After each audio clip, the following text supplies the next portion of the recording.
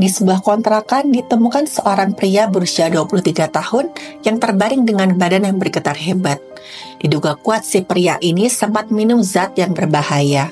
Disinyalir, hal tersebut disebabkan karena kesalahannya dalam mengelola keuangan satu tempat ibadah. Apa itu yang terjadi sebenarnya?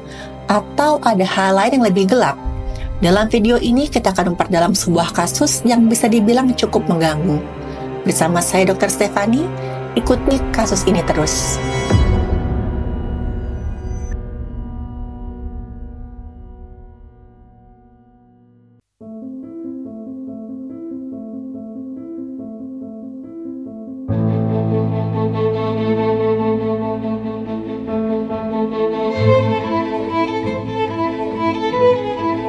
Halo, saya Dr. Stefani. Saya seorang dokter spesialis forensik dan saya melihat apa yang tidak semua orang lihat. Cerita ini berawal dari sebuah desa yang cukup asri, di mana di desa tersebut terdapat sebuah tempat ibadah yang dikelola dengan sangat baik oleh masyarakatnya. Tempat ibadah ini juga menjadi pusat perkumpulnya warga-warga desa. Nah, salah satu pengurus tempat ibadah tersebut adalah seorang pemuda yang sebut saja namanya Wawan. Wawan ini adalah salah satu pengurus yang paling aktif dan banyak kontribusinya.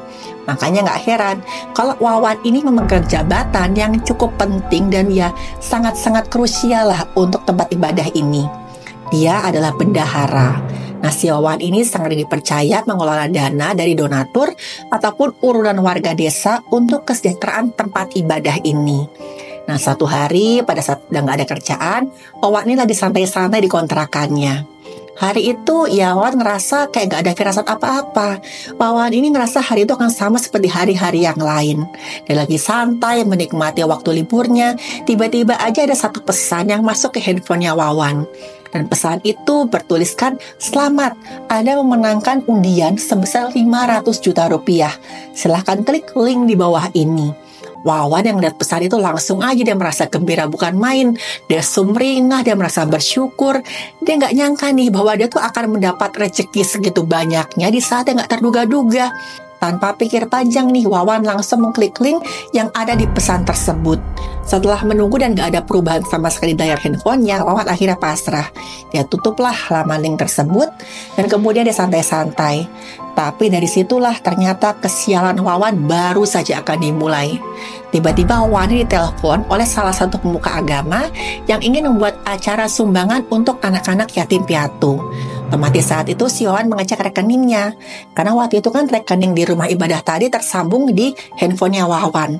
Tapi pada saat itu Wawan mau ngecek dana, dia sangat-sangat kaget karena dana tempat ibadah tersebut sudah habis semuanya. Wawan sangat panik, awalnya dia ngira jangan-jangan ada kesalahan perbankan nih. Dia teleponlah customer service di bank tersebut. Dia tanya, ini kemana hilangnya dana yang ada di rekening saya? Kemarin tuh masih ada banyak, kok sekarang sudah habis di mana? Dan bank pun konfirmasi di customer service-nya ini, kalau memang ada sejumlah penarikan dana dalam cukup besar, itu dari rekeningnya si tempat ibadah tadi. Wawan seketika merasa sangat-sangat hancur, dia bingung, dia panik, dan dia nggak tahu harus bagaimana. Karena ini kan menyangkut hajat hidup orang banyak. Tapi saat itu Wawan tuh sama sekali nggak mau reputasinya hancur. Karena dia sudah dipercaya untuk memegang dana tempat ibadah dalam jumlah yang besar. Wawan berusaha menutup-nutupi berita buruk ini. Wawan coba awalnya dia telepon nih nomor yang tadi mengirim pesan pengumuman undian tadi. Tapi waktu dia telepon nomornya itu sudah nggak aktif. Ternyata sang pelaku ini sudah menonaktifkan nomor yang dia pakai untuk mengirimkan link tadi ke Wawan. Wawan semakin putus asa. Akhirnya dengan perasaan sedih, putus asa, dia juga betul-betul gak tahu harus gimana lagi. Dia tuh mematikan teleponnya supaya gak ada lagi yang bisa menghubungi si Wawan. Saat itu Wawan ngerasa yang namanya dunia itu sebenarnya gelap. Dan saat itu yang bisa Wawan lakukan cuman bersembunyi di rumah kontrakannya. Dia gak berani keluar dari situ. Dia takut ketemu siapa-siapa, terutama pengurus tempat ibadah tadi. Tapi untungnya saat itu pertolongan datang tepat waktu untuk Wawan. Jadi saat memuka agama tadi, kadang nggak dapat kabar dari Wawan dan berkali-kali coba telepon si Wawan tapi handphonenya nggak aktif. Karena curiga takut ada apa-apa, dia datanglah ke rumah kontrakan si Wawan. Karena saat itu sang pemuka agama ini memang berada nggak jauh dari rumah kontrakannya Wawan. Waktu dia sampai ke sana, dia melihat kondisi Wawan ini sudah tergeletak di lantai, badannya bergetar hebat dan Wawan sudah setengah nggak sadar. Untungnya saat itu dengan cepat sang pemuka agama ini langsung minta pertolongan ke warga. Dia teriak-teriak minta tolong dan warga pun berdatangan. Rame-rame mereka bawa si Wawan ini ke fasilitas kesehatan terdekat.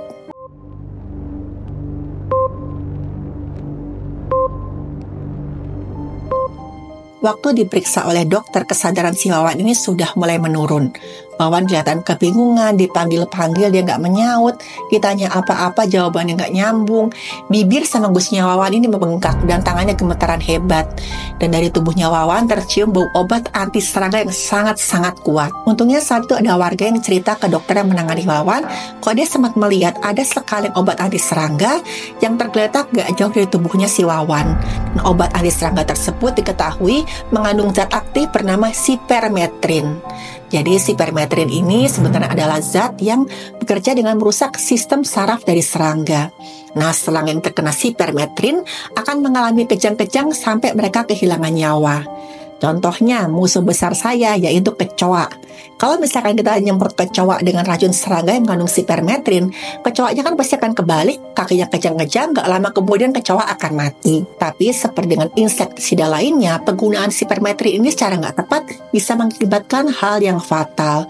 Apalagi kalau sipermetrin ini sampai ketelan, sipermetrin ini akan menyebabkan kerusakan dan iritasi pada saluran cerna. Nah, pada saat terjadi kerusakan sel tadi, maka tubuh akan mengeluarkan zat-zat radang, di mana salah satunya itu adalah histamin.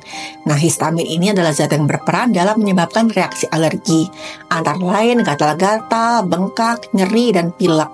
Nah, histamin ini juga menyebabkan pembuluh darah itu jadi gampang bocor.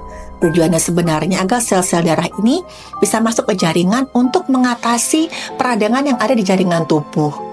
Nah, histamin ini juga menyebabkan peningkatan kontraksi saluran napas, produksi asam lambung yang meningkat, dan kesulitan pada tidur. Tapi tujuannya lagi-lagi supaya tubuh ini bisa terus-terusan memerangi peradangan yang ada di dalam tubuh. Tujuan akhirnya agar zat-zat yang bisa menyebabkan kerusakan di tubuh ini bisa keluar. Tapi histamin ini kok dalam jumlah besar bisa mengakibatkan reaksi alergi yang berlebihan dan itu juga keadaan yang fatal. Reaksi ini disebut juga dengan reaksi anafilaktik. Reaksi anafilaktik ini adalah reaksi alergi yang parah dan sangat-sangat mengancam jiwa. Reaksi anafilaktik ini disebabkan adanya pelepasan zat histamin dalam jumlah yang besar. Nah, gejala-gejala yang timbul akibat sinyal peringatan histamin yang berlebihan tadi antara lain, pertama terjadi pembengkakan di bibir, jadi wajah, dan ini bahaya kalau pembengkakan ini merambat sampai saluran nafas. Saluran napas akan tersumbat dan si korban ini bisa langsung mati lemas. Kalau saluran napas itu mulai bengkak, tanda-tanda yang muncul antara lain nafasnya bunyi, mengis seperti orang yang sedang asma. Selain itu, histamin juga menyebabkan tekanan darah menurun dan ini juga fatal karena bisa mengakibatkan si penderitanya shock sampai pingsan. Nah, gejala lain yang muncul antara lain gatal-gatal, mual, muntah, dan diare. Efek lain di sipermetrin ini adalah menstimulasi sel-sel saraf sehingga si penderitanya ini kejang-kejang dan gemetaran hebat atau kita kenal dengan sebutan tremor. Oleh sebab itu, si dokter ini memberikan pertolongan berupa atropin. Atropin ini semacam zat yang menghalangi aktivitas berlebihan pada sistem saraf agar nggak terjadi kejang-kejang sampai kematian tadi. Nah, zat atropin ini terbuat dari tanaman belladonna. Nama tanamannya cantik banget ya teman-teman ya, belladonna. Nah, ada satu fakta menarik nih tentang tanaman belladonna. Di zaman Renaissance, ekstrak tanaman belladonna ini digunakan sebagai obat tetes mata. Tujuannya apa? Karena salah satu efek atropin tadi kan melemahkan sel-sel saraf. Begitu si atropin ini kena sel-sel saraf mata, saraf yang mengatur besar kecilnya pupil ini otomatis akan lumpuh. Dan nanti pupil mata membesar dan orang-orang saat itu menganggap pupil mata yang besar itu cantik.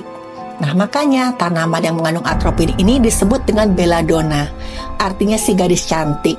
Tapi ingat ya teman-teman ya, tanaman ini sangat berbahaya dan tidak boleh digunakan sembarangan. Apalagi untuk tujuan kosmetik. Pada jumlah yang tepat, atropin ini memang digunakan untuk mengatasi keracunan.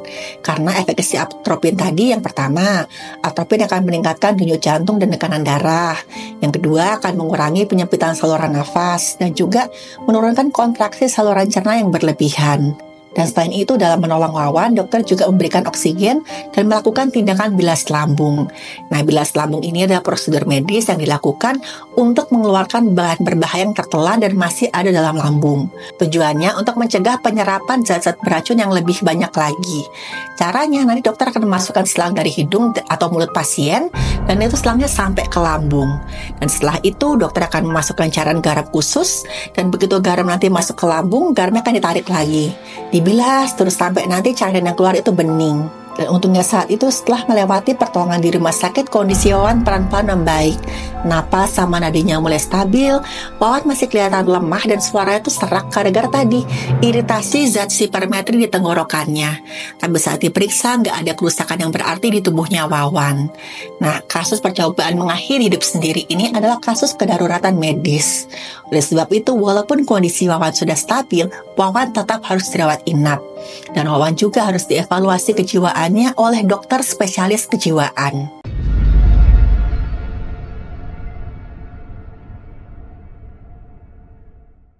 Dan pada akhirnya, para petugas kesehatan berhasil menyelamatkan nyawanya Wawan. Wawan tertolong dan pelan-pelan pun kondisinya semakin stabil. Saat sudah sadar dan membaik, pemuka agama ini langsung nanya ke Wawan, "Wawan, kamu kenapa kok tiba-tiba seperti ini? Apa yang kamu lakukan? Kamu sadar nggak apa yang kamu lakukan tadi?" Dan saat itu Wawan sedang menangis hebat dan ceritalah ke sang pemuka agama.